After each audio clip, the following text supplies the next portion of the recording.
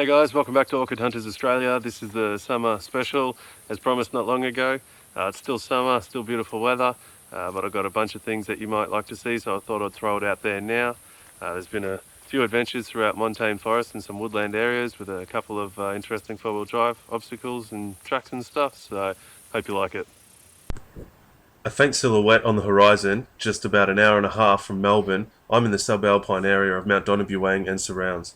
Lush montane forests that arguably nurture the tallest trees in the world harbour an amazing diversity of flora and fauna. The crystal clear waters are just as enticing, and various orchids flowering at different times of the year give me an excuse to frequent this area.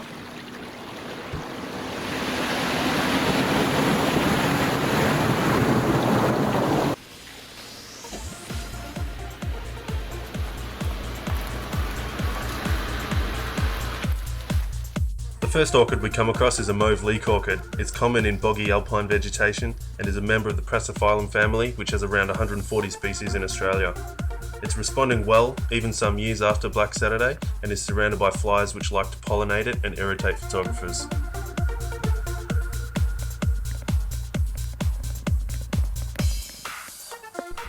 A humble bird orchid, the green bird orchid, is easy to walk past. Only about 2.5 centimeters across and 4 centimeters tall, you're likely to see the colonies of leaves before the flower.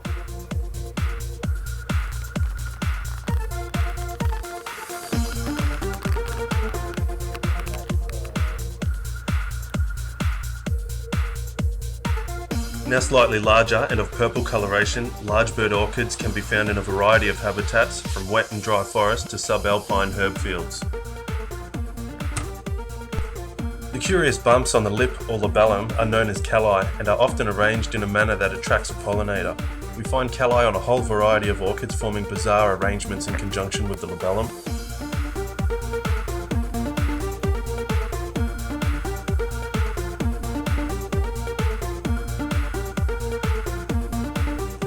You'd be forgiven for walking past greenhoods and thinking they're all pretty much the same thing, with about 100 species all similar in appearance with fused dorsal sepals and petals forming a green and white hood.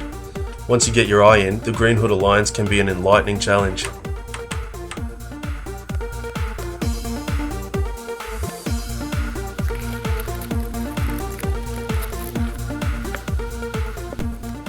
This orchid is a great example of adaptability, as in this instance the road cutting leading up the mountain had large colonies dotted along it.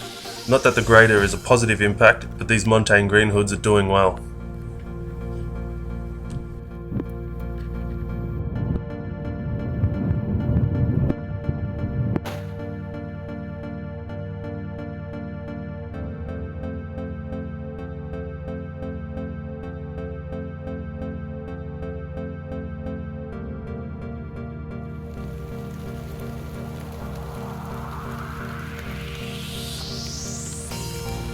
Traditionally a food source for Aboriginals, the tuber of potato orchids is rich in carbohydrates.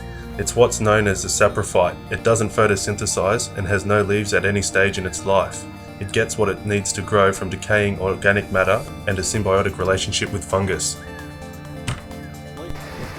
These tall Eucalyptus regnans, or mountain ash, have been recorded at heights of up to 80 to 100 metres.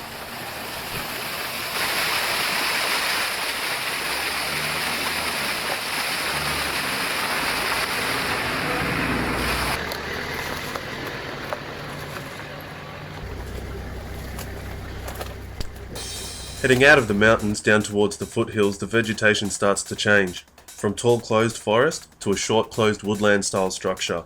Different types of orchids start to emerge as the altitude, temperature, hydrology and soil type change.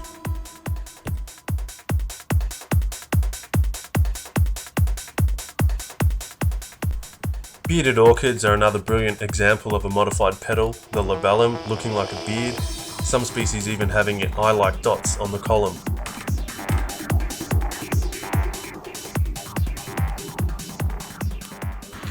Not exactly the crystal clear montane waters, but still good to get into nonetheless.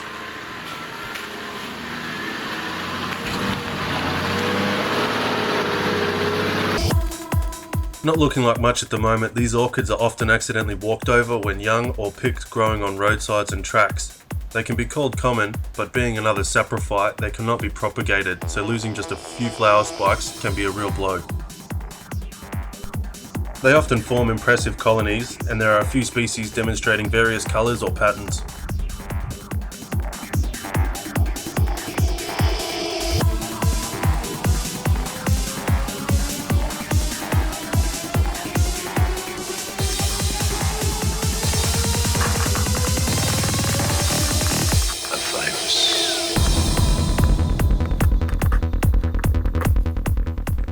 Another bearded orchid, sporting minor differences to the one before. The labellum, that hairy lip, is not curved backwards towards its tip and hasn't got the eye-like dots.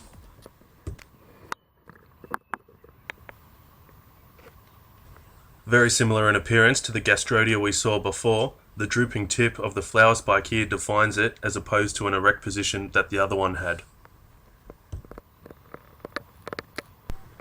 It can be a disheartening moment turning a corner and seeing a tree across the track, knowing you can't go back. Luckily this time I can make it forward. Having left my chainsaw at home, I have to soften this guy up with a pruning saw and a hatchet before finishing it off with the cruiser.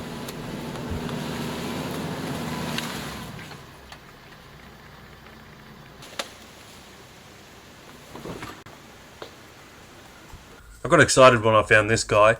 It's kind of bizarre and it's got that rich red colour to it that attracts the eye. The flowers are somewhat growing backwards facing the stem, and the highly enlarged labellum in relation to the rest of it emphasises its purpose of a landing pad to guide insects in.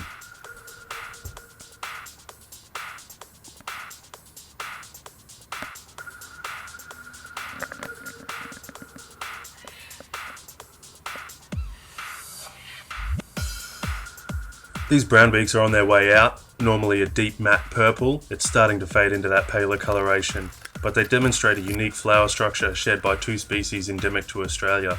This one, a more common one, found in a few states, and the other one in Western Australia.